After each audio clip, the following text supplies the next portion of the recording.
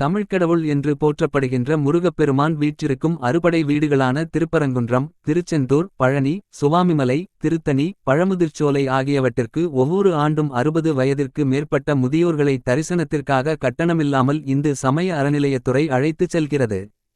கடந்த 2 ஆண்டுகளில் 2000 பக்தர்கள் அறுபடை வீடுகளுக்கு அழைத்துச் செல்லப்பட்டனர். பயணம் மேற்கொண்ட பக்தர்களுக்கு உணவு, தண்ணீர் உள்ளிட்ட பயண பை வழங்கப்பட்டன. இந்த ஆண்டு முதல் அறுபடை வீடுகள் செல்லும் பயணிகளின் எண்ணிக்கை 2000ஆக உயர்த்தப்பட்டுள்ளது. இதற்காக 2,5 கோடி ரூபாய் நிதி ஒதுக்கப்பட்டுள்ளது. இந்த ஆண்டிற்கான முதற்கட்ட அறுபடை வீடுகள் தரிசன பயணம் அடுத்த மாதம், அதாவது ஜூலையில் தொடங்க உள்ளது. இதற்கான அறிவிப்பு ஜூலை முதல் வாரத்தில் வெளியிடப்பட உள்ளது. அறநிலையத்துறை இணையதளத்தில் இதற்கான அறிவிப்பு வெளியாகும். அந்த இணையதளத்திலேயே கட்டணமில்லா அறுபடை தரிசனத்திற்கு செல்ல விரும்புபவர்கள் விண்ணப்பித்துக் கொள்ளலாம்.